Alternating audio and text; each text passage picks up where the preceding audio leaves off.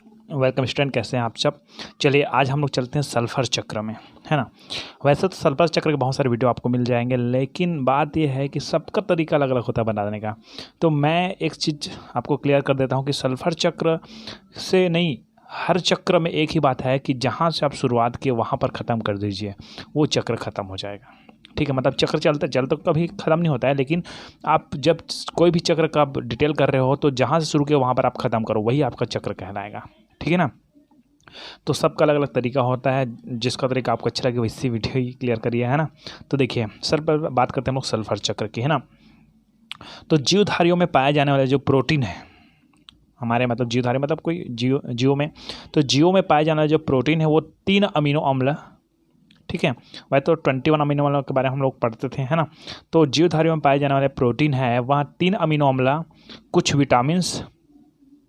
ठीक है, जीवधारियों में पाए जाने वाले प्रोटीन, 3 अमीनो अम्ल, कुछ विटामिन आदि के, जीवधारियों में पाए जाने वाले प्रोटीन, 3 अमीनो अम्ल तथा कुछ विटामिन आदि के संरचनात्मक घटक के रूप में सल्फर उपस्थित होता है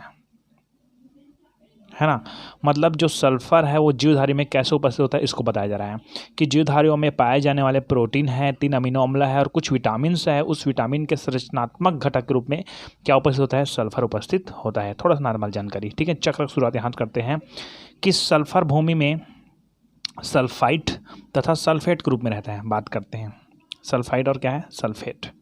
तो यहाँ पर देखिए ध्यान से कि सर्वप्रथम बात यहाँ से कर रहा हूँ, ये भूमि से नीचे वाला बात करते हैं ये। तो पहले मैं बताता हूँ कि ये हमारे पास जो सर्वप्रथम प्राप्त है, ये इसका क्या नाम है, इसका क्या है, एलिमेंट्री सल्फर, मतलब कहा जाए नॉर्मल क्या बोलते हैं इसको, सल्फर ही कहेंगे। ठीक है ना, सल्फर तत्व एलिमेंट। ठीक है ना, एलिमेंट्री सल्फर। अब एक्चुअली होता क्या है पहले समझिए, है ना। माना जाए जो नॉर्मल जो सल्फर है, ठीक है, एलिमेंट्री सल्फर है ना, तत्व के रूप में है, उसका अगर हम लोग ऑक्सीकरण कराएंगे, ऑक्सीडेशन करा देते हैं, ऑक्सीडेशन करा देते हैं, है ना, ऑक्सीकरण कराते हैं, तो हमको क्या प्राप्त हो सकता है, हमको प्राप्त होता है इनऑर्गेनिक सल्फेट, SO4।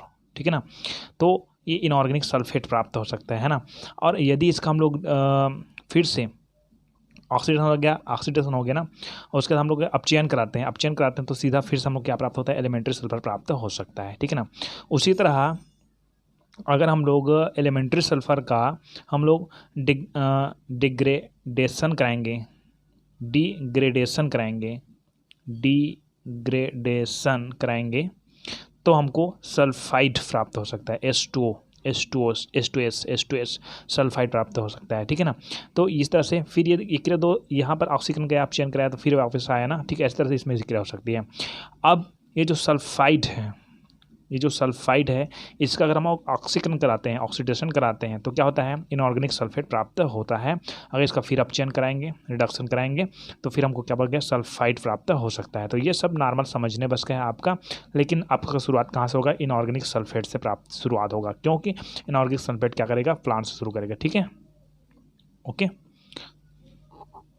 इस इनऑर्गेनिक सल्फेट को सबसे पहले यूज़ कौन करेगा, प्लांट। कौन यूज़ करेगा, प्लांट। ठीक है ना, ये सल्फेट है और ये सल्फाइड है। तो मैंने बोला कि सल्फर भूमि में सल्फाइड तथा सल्फेट के रूप में रहता है। पौधे अवशोषण द्वारा इसे ग्रहण करते हैं। चलो, ये पौधे क्या करता है, अवशोषण द्वारा इसको क्या करता है, ग्रहण करता है। चक्र यही से खत्म होगा, यही शुरू होगा, यहाँ पर खत्म होगा। ठीक है ना। तो सल्फर यहाँ पर पौधे अवशोषण द्वारा इसे क्या करते हैं, ग्रहण करते हैं। इनऑर्गेनिक सल्फेट है वहाँ से। ठीक है ना।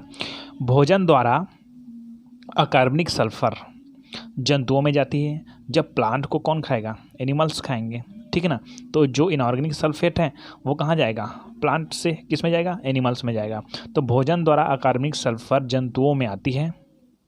ठीक है, पौधे तथा जंतुओं के अपघटन के समय। चलिए, अब ये प्लांट्स है, हमेशा नहीं रहता है, एनिमल्स नहीं है, तो इसका क्या होता है, अपघटन, डिकम्पोजर। यहाँ पर डिकम्पोजर है, अपघटक। ठीक है ना। तो यहाँ पर क्या होता है कि अपघटन के फलस्वरूप भोजन द्वारा अकार्बनिक सल्फर जंतुओं में आती है, ये तो हो गया।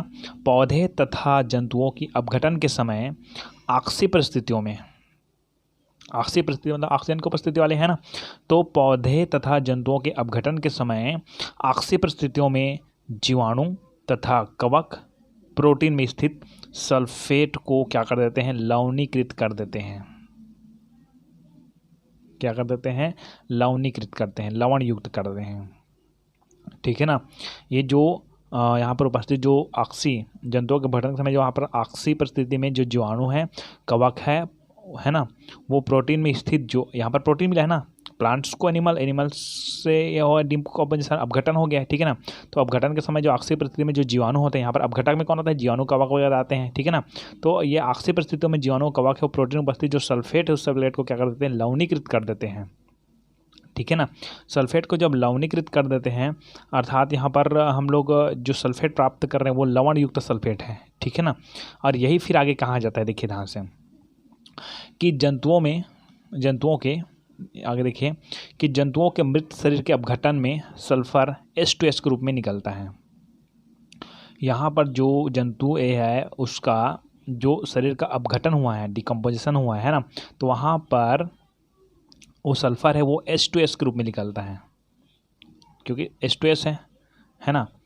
ये तो जंतुओं में के मृत शरीर के अपघटन में सल्फर है वहाँ H2S के रूप में निकलता है ना, तथा मिट्टी में मिल जाता है। अब फिर यहाँ से निकला और कहाँ पर मिल गया, फिर मिट्टी में। तो मिट्टी में किसके रूप में रहता है, सल्फाइड के रूप में। बताया था मैंने आपको, ये सल्फेट नहीं है ना, ये देखो SO4 होता तब सल्फेट होता, और यहाँ पर H2H है, मतलब ये सल्फाइड के रूप में है।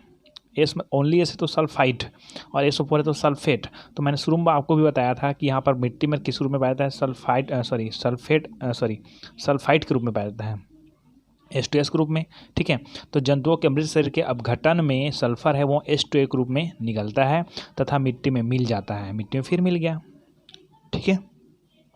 इसका कुछ अंश सल्फर तत्व के रूप में परिवर्तित होता है, कुछ अंश है ना, ठीक है ना। तो कुछ अंश सूक्ष्म जीवाणुओं द्वारा सल्फर में परिवर्तित कर दिया जाता है, सल्फेट में परिवर्तित कर दिया जाता है। कुछ है वो सल्फर ग्रुप में यूज़ होता है, इसका कुछ अंश है सल्फर तत्व के रूप में परिवर्तित होता है, सल्फर ग्रुप में अचानक निकलता है, ठीक है ना। तो कुछ अंश है वो सूक्ष्म जीवाणुओं के द्वारा सल्फेट में परिवर्तित कर दिया जाता है, उसको सल्फेट में परिवर्तित कर देते हैं, ठीक है ना। इस तरह सल्फेट की उपलब्धता मृदा विलयन में बनी रहती है, मतलब मैं मृदा से ही ले गया और मृदा से घुमाते हुए मृदा में लाकर छोड़ दिया, खत्म। अब आप देखोगे बहुत सारे वीडियो में कि यहाँ से जाता है वहाँ जाता है, इधर उधर पूरा घुमा देगा, लास्ट में कहाँ से ऊपर से आता है वहाँ H2SO4 वगैरह वगैरह, ठीक है ना। क्योंकि H2SO4 में सल्फर रहता है। यहाँ पर कुछ बातें बताऊँगा मैं आगे अभी, ठीक है। तो आप क्या करोगे, केवल इतना चित्र आपको कंप्लीट हो जाता है, ठीक है। तो एक चित्र और देखिए यहाँ पर ध्यान से देखिए कि सल्फेट है ना, सल्फर इन सॉइल, ठीक है ना, मिट्टी से कहाँ जाएगा, वो प्लांट में जाएगा, ठीक है। प्लांट में से कहाँ जाएगा, एनिमल्स में जाएगा, एनिमल्स है वहाँ पर ये सेडिमेंटेशन होता है, अवसादन, ठीक है ना। यहाँ पर मैं लिख दिया हूँ थोड़ा सा और सेडिमेंटेशन, रॉक सेडी है ना, रॉक्स बोलते हैं उसको, वो भी वापस आता है, क्योंकि यहाँ पर जो अपघटन वगैरह जो भी क्रिया होगी ना, ठीक है ना, तो रॉक सल्फेट वगैरह प्राप्त होगा, है ना, वो फिर से कहाँ जाएगा, मिट्टी में ही जाएगा यहाँ से, ठीक है। तो ये आप ज़्यादा जरूरी नहीं है। तो यहाँ पर प्लांट है ना, एनिमल्स है, ये यहाँ से ये कंपोजिशन भी होता है और SO2 में बदलता है, फिर वहाँ जाता है मिट्टी मिल जाता है। यहाँ जाएंगे तो एनिमल्स जब एक्सट्रेटा करता है, डिकम्पोजिशन होता है, तब H2S के रूप में मैंने बताया ऊपर में, ठीक है। मृत शरीर में अपघटन के जंतुओं के मृत शरीर के अपघटन में सल्फर है H2S के रूप में निकलता है। तो यहाँ पर जो एनिमल्स है वो क्या होता है, जब मृत होते हैं तो डिकम्पोजिशन होता है, तब क्या होता है, H2S के रूप में निकलता है ना। और ये सीधा चल जाता है आपका किस में, फिर मिट्टी में चला जाता है। यहाँ से जाएंगे तो सेडिमेंटेशन होता है, सल्फर रॉक्स बनता है, ठीक है ना, और फिर कहाँ जाता है, मिट्टी मिल जाता है, बस खत्म, ठीक है ना। यहीं से भी देखिए यहाँ से सेडिमेंटेशन रॉक्स होता है, यहाँ से निकल जाता है, फिर यहाँ आकर मिल जाता है, मतलब जहाँ से गया वहाँ से मिल गया, ठीक है ना। कुछ ऐसे यहाँ पर एक और चीज़ बताता हूँ कि ये प्लांट वगैरह है, चलो अच्छी बात है, ठीक है ना। अब यहाँ से देखो किसी जो ब्रह्मांड है उस ब्रह्मांड में देखिए यहाँ पर फ्यूल होता है, फ्यूल बोले तो अपने पास जो हम लोग यूज़ करते हैं ना, फ्यूल समझते हो ना, ठीक है। अब फ्यूल यूज़ कर सकते हैं, फ्यूल क्या है कमेंट में बताइए ज़रूर, है ना। फ्यूल यूज़ करते हैं तो जब बर्निंग होती है, जलती है तो वो SO3 के रूप में निकलती है बाहर, ठीक है ना। अब SO3 ग्रुप में जब बाहर निकलती है प्रकृति में, तो SO3 ग्रुप में बाहर निकलती है तो उसके साथ अगर H2O जुड़ता है तो ये क्या है, H2SO4 बनता है, तनु सल्फ्यूरिक अम्ल H2SO4, ठीक है ना।